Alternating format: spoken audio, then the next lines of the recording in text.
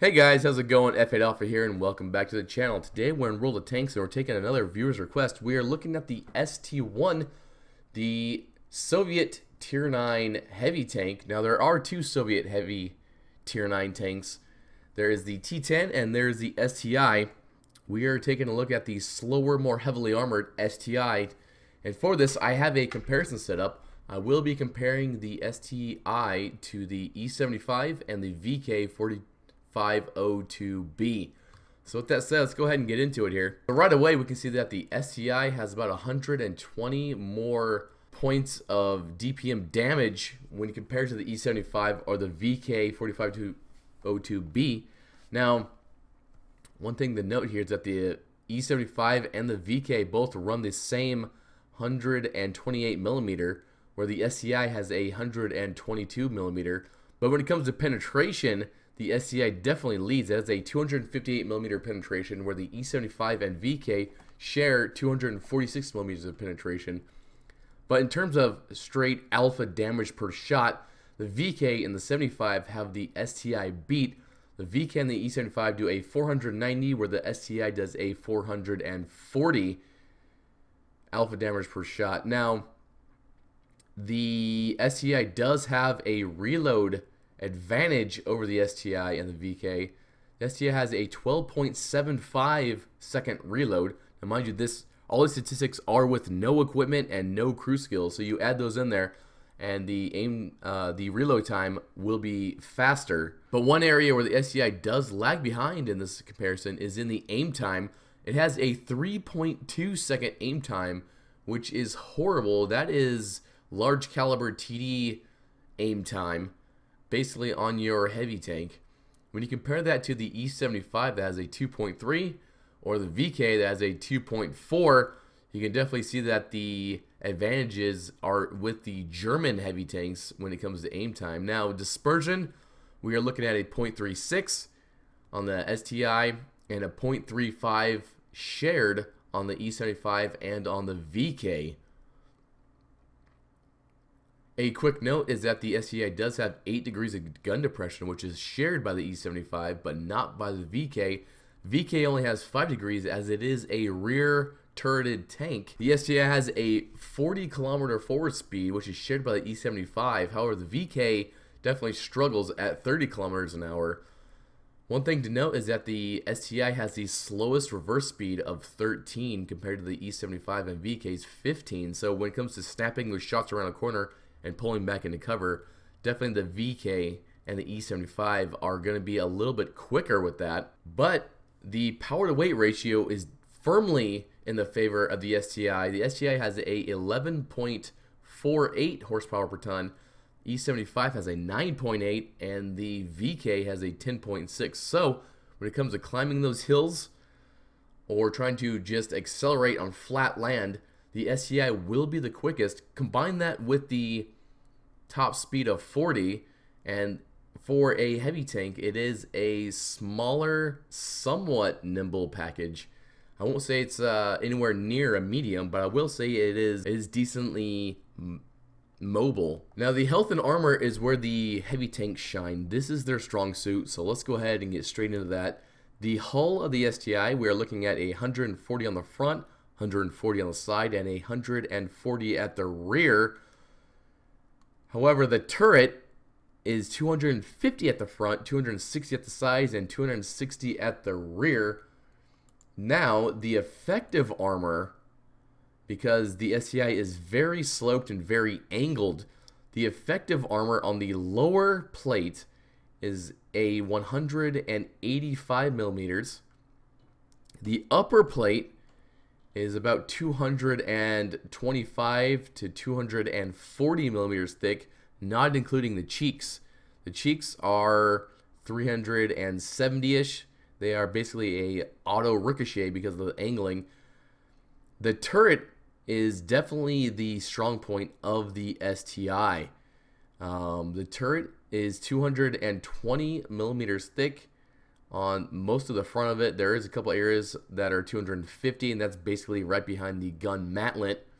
However, the cheeks of the turret are about 220. However, they are very, very well sloped, meaning that they're anywhere from 300 to 900 millimeters thick, which is an auto ricochet. So keep that in mind, that if you are going to play this tank, the best way to play this tank is hold down. Even the cupola that is 200 millimeters thick is very well sloped. So you're looking at a 225 to 500 millimeters thick on the cupola. So that means that hold down is going to be the play style of this tank. Also, when it comes to side scraping, the STI is very good. It has 140 millimeters on the side of the hull, basically giving you an auto ricochet for the majority of the side of the hull. However, obviously, if you over angle, you will be penetrated. But if you angle properly, you are more likely looking at an auto ricochet, unless they hit you in the cheek of the hull, the upper hull. If you get caught out in the open, it's probably a better idea to angle this tank and hopefully bounce that shot, kind of like you were going to side scrape, rather than face the tank straight on. So that way you have the best chance of ricocheting that round that's going to be coming at you. Other than that, definitely a hold down tank. So let's get back to the comparison here. The STI has 1900 hit points, the E75 has 1920, and the VK has 1950 hit points.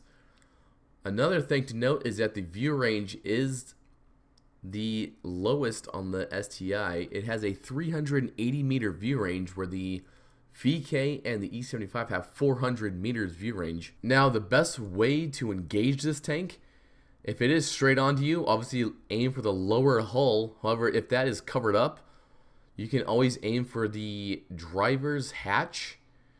It is 200 millimeters thick. However, there is a flatter angle on the driver's hatch, which will give you the best chances of penetrating it. You will need roughly 215 or more millimeters of penetration to penetrate that hatch. Other than that, probably the best way to engage an STI is obviously to try and track it and get around the side of it. However, this tank is very well armored, so if he is slightly angled, you will still probably have a tough time trying to get through his armor, as this angling on this tank is very good, and the armor is thick in particular spots, making it very difficult to penetrate, making it almost an auto ricochet even when his angling is not that great.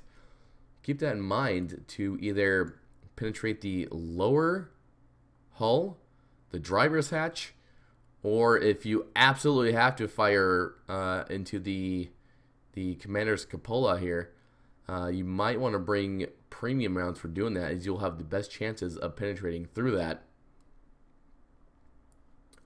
My thoughts on the STI, as soon as I came across the STI in a random battle, I was stunned at how ridiculously armored this tank was. So what I did at that point is why I stopped grinding down the German line and instantly started grinding down the Russian heavy line. And finally, once I got to the STI, I thoroughly enjoyed playing this tank. I still have this tank. I still play it every now and then. However, with all the new tanks in World of Tanks and all the additions, I don't play this tank as much as I used to. This tank definitely is in need of the HD treatment, as it has not received that yet, but I have a feeling that once it does, it'll be amazing. It'll probably look amazing.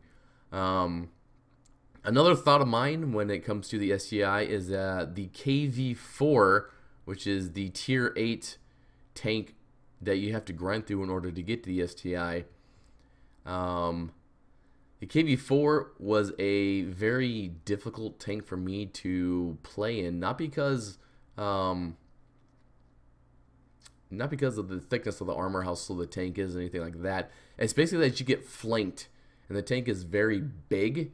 The STI is a lot more compact, so just keep that in mind. If you're going to grind your way to the STI, the KV4 might give you problems, but just know that there is light at the end of the tunnel. The STI is worth the grind, in my opinion.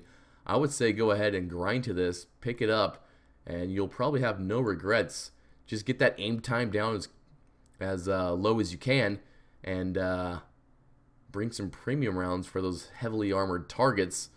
And this tank is very durable. It's very fun to play, especially if you're platooned up with another STI or E75 or some other heavily armored heavy tank. It is a lot of fun to play with. So with that said, guys, that's my review of the STI. I am F8 Alpha. I will catch you guys next time.